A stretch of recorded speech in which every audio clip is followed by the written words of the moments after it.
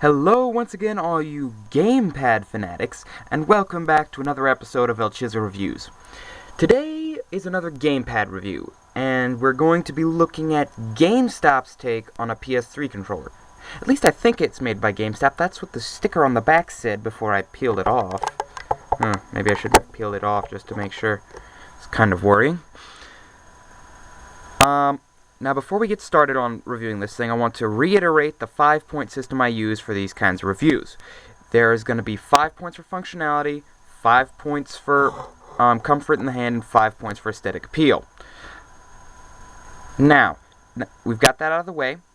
Let's talk functionality real quick.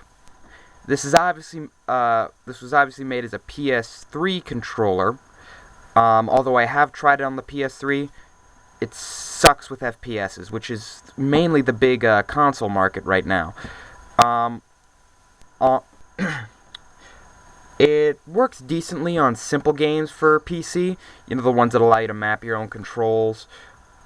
The triggers, it's got triggers here, as you can see, but they're not analog. But they're built like, but they look like analog triggers. If you're gonna build them like that, at least include an analog function. You managed to do it somehow in the sticks,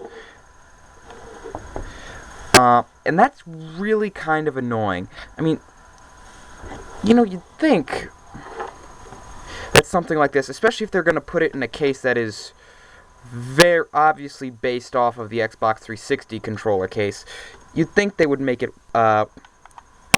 You'd think they'd make it work a little bit better.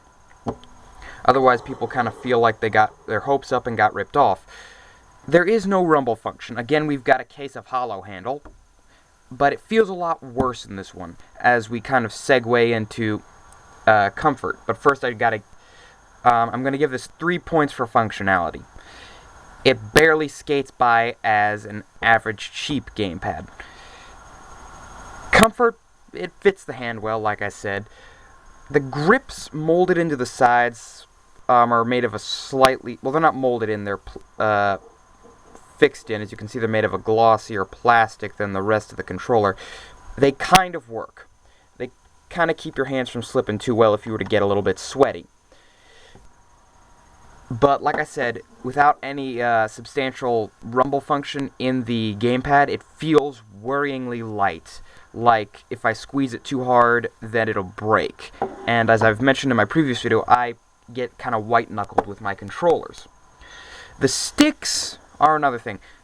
They're a lot like the PS3 standard DualShock 3 controllers and DualShock 2 controllers. They're not indented, but they've a lot like the DualShock 2 controllers. They've got this spray-on rubber crap. I'm not sure exactly what that is, but it wears away with the oils of your thumbs really easy. Your thumbs slip off, you don't know what the hell you're doing. And there's really too much space between buttons here. I know they're putting them there to keep them close to your hand, but you can obviously tell that this was just based off of the Xbox 360 design, because the home button's down here when there's enough space right here for an Xbox logo. You know, the button that you would press to sync it up. As far as comfort goes, again, because it's so light... Oh, forgot to mention triggers. Not analog, but they kind of fit, and they kind of feel like I'm going to break them every time I'm going to use them. For comfort, it gets 3 points. Again, barely skating by. As far as looks, like I've said throughout this video, it's a rehashed Xbox 360 controller in which they swapped around this analog stick and the D-pad. As far as the D-pad goes, though, it's actually not shite. It doesn't cut into your hand any. It's pretty comfortable. It's got very definite movement, but not enough to save this thing. It's got these weird panel lines around it to give it some kind of a pseudo-futuristic look. Glossy black plastic being the main issue. It'll suck fingerprints off your hand from across the room. Never really enjoyed that. It's okay if you're just gonna look at it, although I rarely ever get any use out of this thing. So the final score for this thing, 9 out of 15. Would I recommend buying it? Well, if you're looking for a cheap controller for a play or two. Although, if your friend came over to this house and you tried to hand them this, they'd probably attempt to break it over your head. Don't buy it. Don't buy it unless you're almost broke and you really need an extra controller. Seriously, it's not worth it. As a matter of fact, I think I've held on to this thing far too long anyway. I've had it for almost 2 years. It's about time to stow it in a box somewhere and then probably re-gift it to someone. I do get some use out of this thing, though.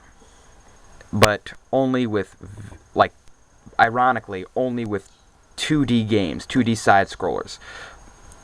When it was obviously designed to be a replacement for a DualShock 2 controller spare. So it's just sometimes these kinds of controllers irritate me. Oh, you know what? I wouldn't doubt it if it breaks within the next few minutes.